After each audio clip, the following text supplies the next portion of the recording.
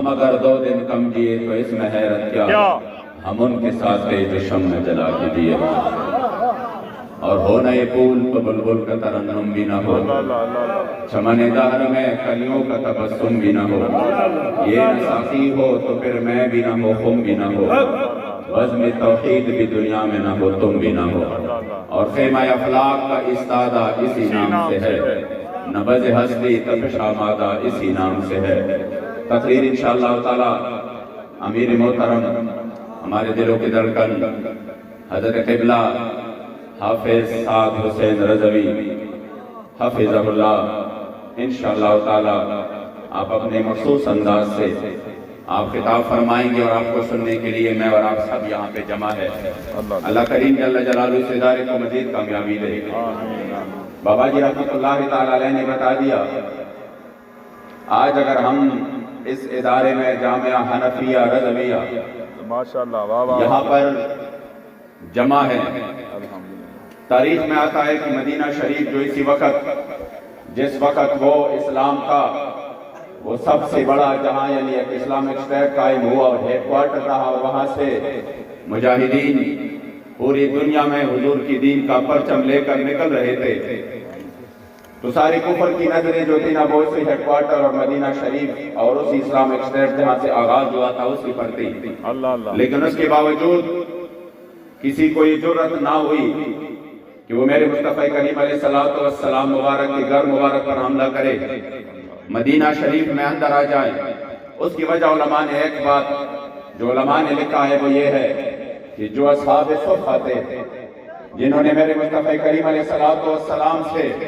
علم دین کے حصول کے لیے آپ شب و روز محنت کرتے رہے، اور دن کو خواہ کچھ کھایا یا نہ کیا نہیں، اور ان کو کچھ پیسے تھے ان کے پاس یا نہیں، لیکن ان کے بارے میں کہ جب وہ دن کو میرے مصطفیٰ کریم علیہ السلام آپ کے فرمودات سے مستفید ہوتے رہے، تو رات کو وہ ہاتھ میں تلوار لیے میرے مصطفیٰ کریم علیہ السلام کا پہرا بھی دیتے رہے۔ آج کل اگر مدارس میں ہم سوچ رہے ہیں یہ جو طلباء جن کو میں دیکھ رہا ہوں اور پورے پاکستان میں بابا جی کے شاگرد جو کہ بالواسطہ یا بلا واسطہ لاکھوں کی تعداد میں ہیں، اگر ان کو یہ ذہن دیا تو 100 رحمتیں اور کروڑا رحمتیں اس عظیم مرد کلندر کی قبر انور پہ نازل ہو کہ جنہوں نے یہ ذہن دیا کہ آپ اگر مدارس میں ہیں اور مدارس میں آپ قال اللہ قال رسول بیان کرتے ہیں تو حضور کی دین کا پرچم بھی آپ ہی نے بلند کرنا ہے، اور اس پرچم کو لے کر پوری دنیا میں بھی آپ ہی نے جانا ہے۔ بخدا تحریک لبیک میں بابا جی نے اس امت کی تربیت اس انداز سے کی ہے، چاہے وہ علماء ہو، چاہے وہ طلباء ہو، چاہے وہ خانقاہوں اور پیران اور مشائخ ہو،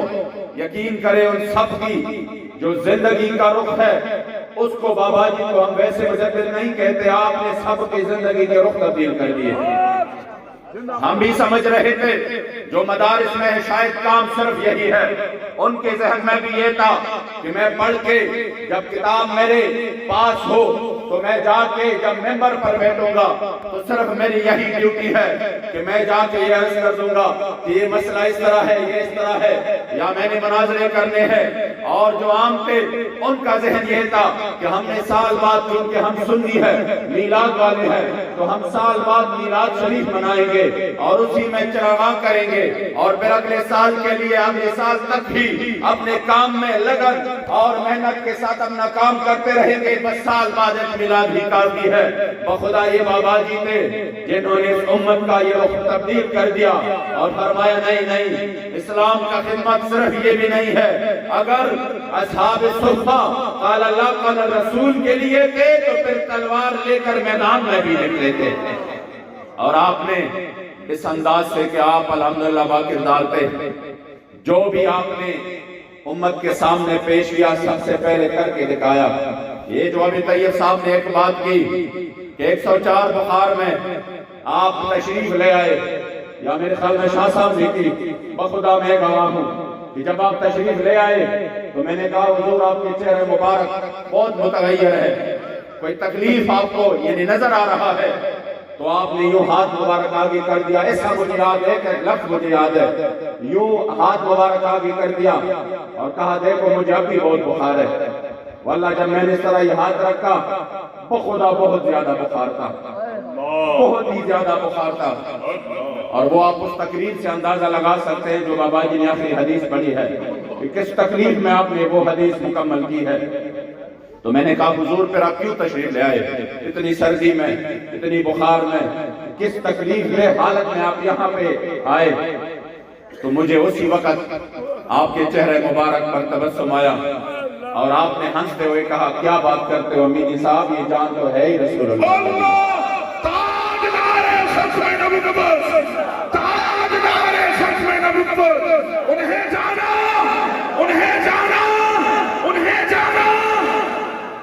یقین کرے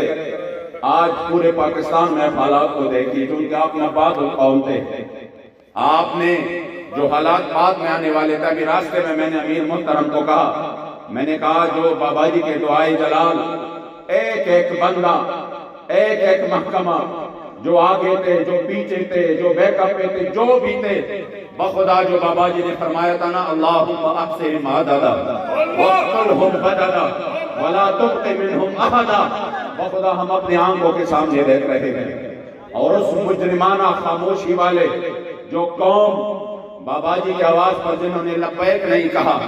ایک بات تو میں دل سے محسوس کر رہا ہوں، لبیک والوں کے پاس پیسہ ہے یا نہیں ہے، کاروبار ہے یا نہیں ہے، اور ان کے پاس کھانے کے لیے کچھ ہے یا نہیں ہے، خدا کی قسم سکون بہت زیادہ ہے۔ اللہ اس کا دل مطمئن ضرور ہے، وہ اس وجہ سے پریشان نہیں ہے، نہ کبھی پریشان ہوں گے کہ ہمارے پاس تو پیسے نہیں ہے، ہمارے پاس تو کھانے کے لیے کچھ نہیں ہے، لیکن جنہوں نے حضور کی عزت کا سودا کیا اور وہ مرد کلندر بار بار پکارتے رہے کہ خدا را حضور کی عزت کا سودا نہ کرو۔ حضرت یوسف علیہ السلام کی قیمت لگی بازار مصر میں، 7 سال قحط نازل ہوا، اور پھر جب تک پوری قوم پورا مصر آپ کے پاؤں میں نہ بکا تو وہ قحط ختم نہیں ہوئی۔ تو حضور تو امام الانبیاء ہے، سید الاولین والآخرین ہے، آپ بار بار یہ کہتے رہے کہ کبھی ایسا نہیں ہوا۔ ہم نے اسلام کی تاریخ کو دیکھا کہ ایسا بھی وقت آیا جب 20 دن گھر میں پکانے کے لیے کچھ نہیں تھا، ہم نے ایسا بھی وقت دیکھا اور تاریخ میں پڑھا کہ صحابہ کو دن کو پورے ایک کھجور بھی نہیں مل رہا تھا کہ وہ صرف ایک کھجور کھائے، لیکن جب اسلام کی بات آئی تو پھر ایک تہبند کے ساتھ تلوار لے کر کسر و کسرا کے دروازے پر ضرور کھڑے ہو گئے۔ اس لیے دنیا کی خاطر حضور کے عزت کا سودا نہ کرو، لیکن اسی وقت جب ہم یہ باتیں ان کے سامنے کرتے تھے، ہمیں تو الحمدللہ بابا جی نے سکھایا تھا، ہمیں تو یہ ذہن بابا جی نے دیا تھا، جس طرح شاہ صاحب نے کہا نا کہ اگر بابا جی زندگی میں نہ ہوتے ابھی شاید ہم بھی کسی ممبر پر بیٹھ کر عمران کی اور پتہ نہیں نواز کس کی تعریف کر رہے ہوتے۔ آج ہمیں بھی وہ تو نظر آتا کہ دیکھو بغیر جوتوں کے مدینہ شریف میں آپ نے جا کر سفر کیے، لیکن یہ مجھے تو ترس آتا ہے ان لوگوں پر، یقین کریں مجھے ترس آتا ہے کہ کس طرح یہ بک جاتے ہیں کتنے آسانی سے۔ بابا جی اگر نہ ہوتے تو شاید ہمارے اوپر یہ وقت نہ آتا کہ ہم بھی اسی طرح پوری ریاستی ظلم و جبر کا سامنا کرتے ہوئے ابھی 2 دن 3 دن 4 دن جنہوں نے جیل میں گزارے تو آ کر وہ رونے پہ آ گئے، حالانکہ پہلے کہہ رہے تھے ہمارا سسرال ہے۔ میں نے کہا پہلے مرتبہ دیکھ رہا ہوں سسرال جاتے ہوئے بھی بندہ رو رہا ہے، سسرال جانا تو خوشی کی بات ہوتی ہے، لیکن یہ بابا جی کی تربیت تھی۔ مجھے اندر بندے نے بتایا، میں نے بڑے بڑے اسیروں کو دیکھا، میں نے بڑے بڑے قیدیوں کو دیکھا، مجرموں کو دیکھا، کبھی وہ یہاں آ کر بڑی بڑی باتیں کرتے تھے، لیکن یہاں آ کر 2 دن میں اس کی ساری مستی نکل جاتی ہے اور پھر جا کے منتیں کرتے ہیں، سماجت کرتے ہیں اور یہ دعائیں کرتے ہیں اب کے بار نکلے تو پھر یہ جرم کبھی نہیں کریں گے۔ بخدا انہوں نے مجھے کہا زندگی میں پہلی مرتبہ، وہ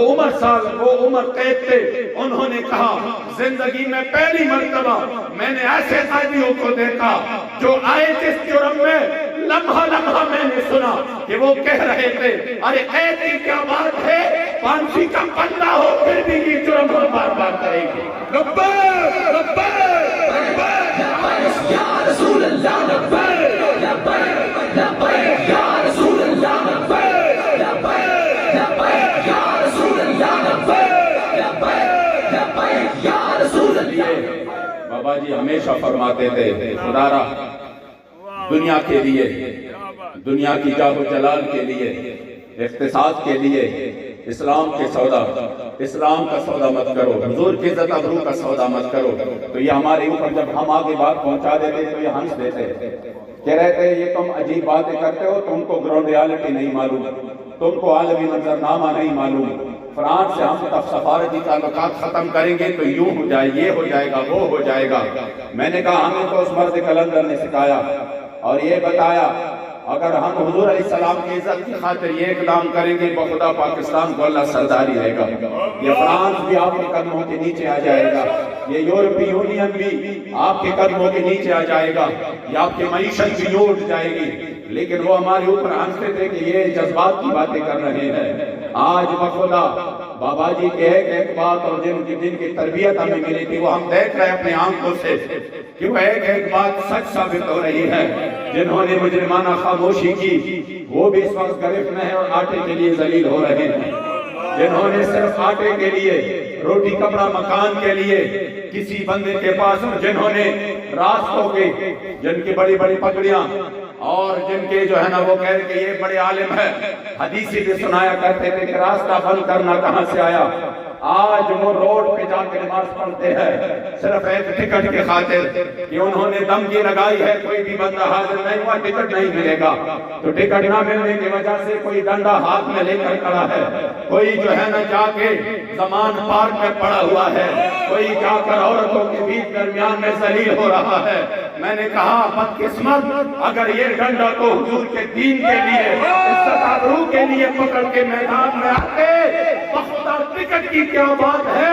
دنیا مافیا کی دولت آپ کے قدموں میں آ جائے۔ تاجدار ختم نبوت، تاجدار ختم نبوت، تاجدار ختم نبوت، لبیک لبیک یا رسول اللہ، لبیک۔ لیکن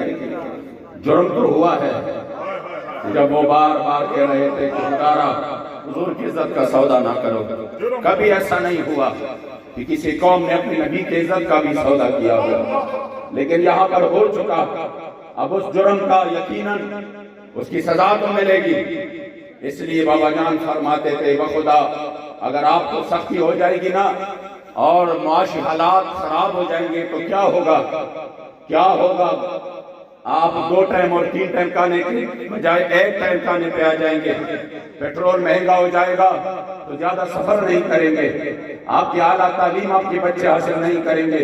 گزارا تو ہو سکتا ہے، لیکن اگر مکینی گنبد خضرا نے رخ انور پہن لیا تو پھر کیا ہوگا؟ پھر تو کسی کا کوئی گزارا نہیں۔ اب یوں محسوس ہوتا ہے کہ اس قوم نے جب حضور کی عزت کا سودا ہوا اور لبیک والے پورے امت مسلمہ کی جو امت مسلمہ کی نمائندگی کرتے ہوئے مجھے اس پر فخر ہے، اور یہ کوئی مبالغہ رائی نہیں ہے، نہ میں مبالغہ رائی کے قائل ہوں، نہ کبھی تقریر میں اس میں نے مبالغہ رائی کا کبھی بھی سہارا لیا،